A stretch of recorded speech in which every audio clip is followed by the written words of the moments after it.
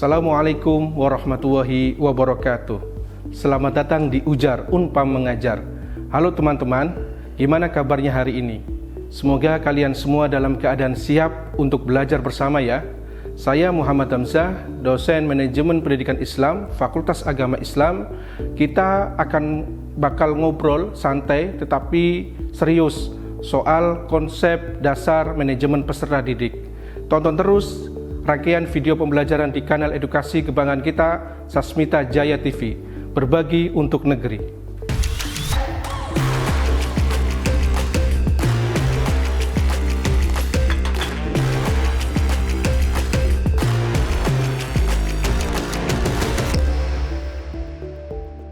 Sebentar nih, sebelum mulai, biar kalian nggak bengong atau bingung dengerin saya ngomong terus, saya kasih tahu dulu apa sih yang bakal kalian dapat setelah nonton video ini.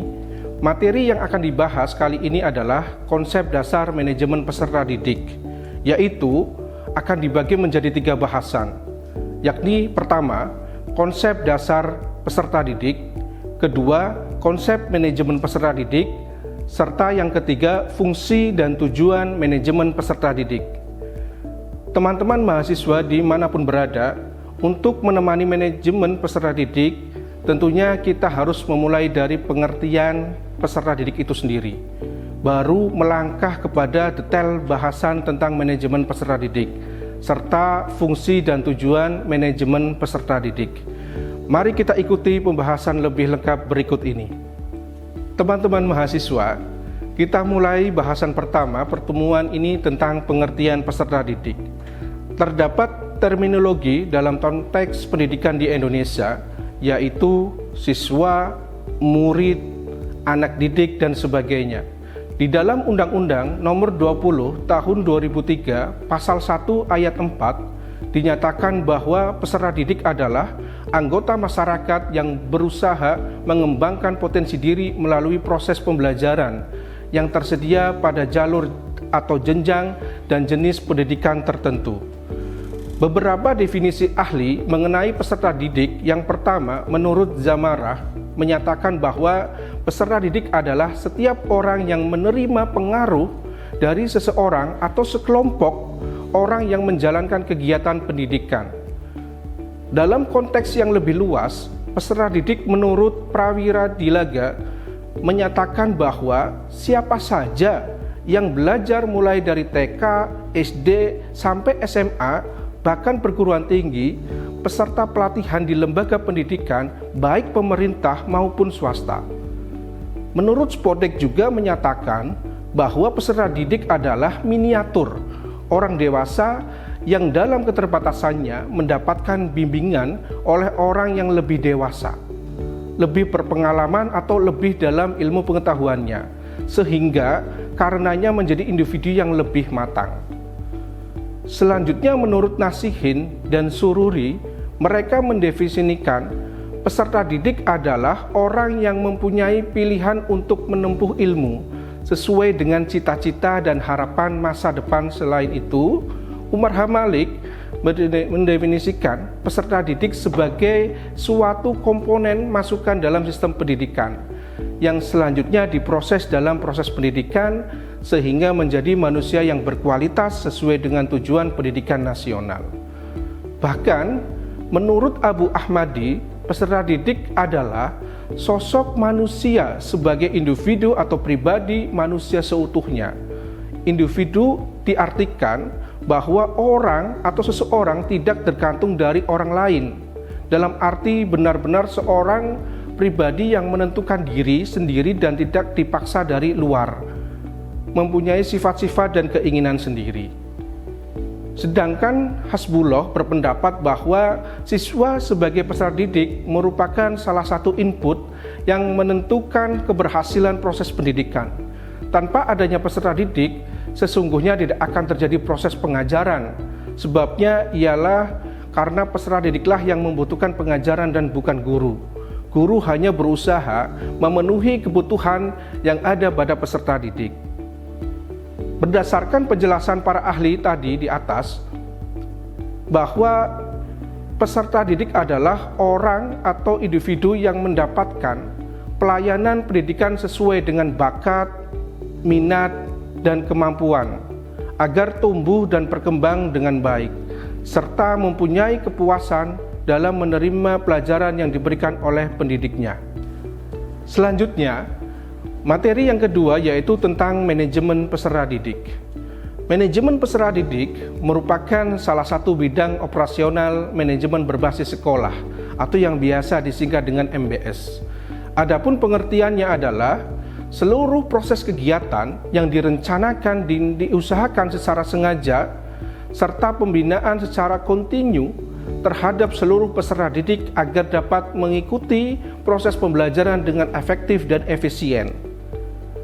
Manajemen peserta didik atau Papil Personnel Administration menurut I Putu Suwarnaya adalah sebagai layanan yang memusatkan perhatiannya pada pengaturan, pengawasan, dan layanan siswa di kelas dan di luar kelas, seperti pengenalan, pendaftaran, layanan individu seperti pengembangan, keseluruhan kemampuan, minat, kebutuhan sampai matang di sekolah.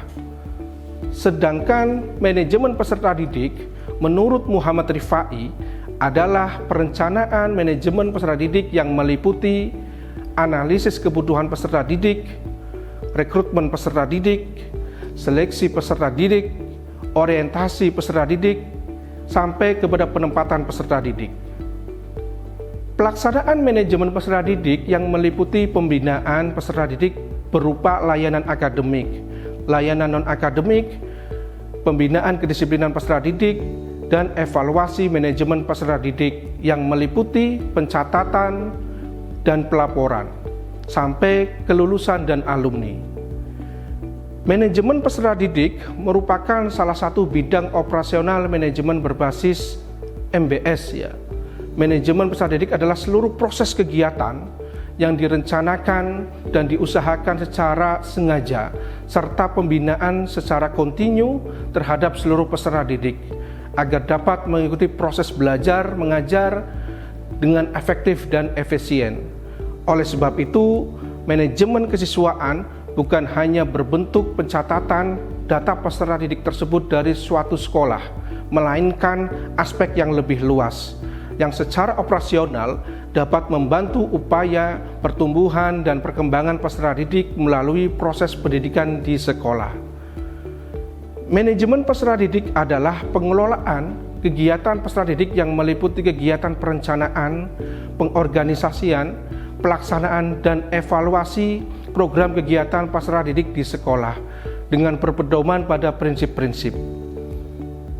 Implementasi manajemen peserta didik merupakan penataan dan pengaturan terhadap kegiatan yang berkaitan dengan peserta didik, mulai masuk sampai keluarnya peserta didik tersebut dari suatu sekolah atau madrasah. Manajemen peserta didik bukan hanya berbentuk pencatatan data seperti di peserta didik, tetapi meliputi aspek yang lebih luas yang secara operasional dapat membantu pertumbuhan dan perkembangan peserta didik melalui proses pendidikan di sekolah. Selanjutnya, materi yang terakhir, yang ketiga, adalah fungsi dan tujuan manajemen peserta didik. Fungsi manajemen peserta didik secara umum adalah sebagai wahana bagi peserta didik untuk mengembangkan diri secara optimal, mungkin baik yang berkenaan dengan segi-segi individualitas, sosial, aspirasi, kebutuhan dan potensi lainnya dari peserta didik tersebut. Agar fungsi manajemen peserta didik dapat tercapai, ada beberapa prinsip yang perlu diperhatikan dalam pelaksanaannya. Fungsi manajemen peserta didik secara khusus dirumuskan sebagai berikut. Pertama, fungsi yang berkenaan dengan perkembangan individualitas peserta didik adalah mereka dapat mengembangkan potensi-potensi individualitas tanpa banyak terhambat potensi-potensi bawaan tersebut yang meliputi kemampuan umum, kecerdasan, kemampuan khusus atau bakat, dan kemampuan lainnya. Kedua, fungsi berkenaan dengan pengembangan fungsi sosial peserta didik adalah agar peserta didik dapat mengembangkan sosialisasi dengan sebanyak-banyaknya orang tua dan keluarganya, bahkan lingkungan sosial sekolahnya dan masyarakat. Fungsi ini berkaitan dengan hakikat peserta didik sebagai makhluk sosial. Ketiga, fungsi yang berkenaan dengan penyaluran aspirasi dan harapan peserta didik adalah agar peserta didik tersalur hobinya, kesenangan, dan minatnya. Hobi dan kesenangan dan minat peserta didik demikian patut disalurkan. Oleh karena itu, ia juga menunjang terhadap perkembangan perkembangan diri peserta didik secara keseluruhan. Dan keempat, fungsi berkenaan dengan kebutuhan dan kesejahteraan peserta didik. Ini adalah agar peserta didik sejahtera dalam hidupnya. Kesejahteraan yang demikian sangatlah penting karena dengan demikian ia juga akan turut memikirkan kesejahteraan sebanyak-banyaknya. Selanjutnya, tujuan umum dari manajemen peserta didik adalah mengatur kegiatan-kegiatan peserta didik agar kegiatan-kegiatan tersebut menunjang proses pembelajaran di lembaga pendidikan. Tujuan manajemen peserta didik adalah sebagai berikut. Pertama, meningkatkan pengetahuan, keterampilan, dan psikomotor peserta didik. Kedua, menyalurkan dan mengembangkan kemampuan umum, bakat, dan minat peserta didik. Ketiga, menyalurkan aspirasi, harapan, dan memenuhi kebutuhan peserta didik. Keempat, dengan terpenuhinya keseluruhan tujuan pertama, kedua, dan ketiga, peserta didik dapat mencapai kebahagiaan dan kesejahteraan hidup yang lebih lanjut, dapat belajar dengan baik, dan tercapai cita-cita mereka.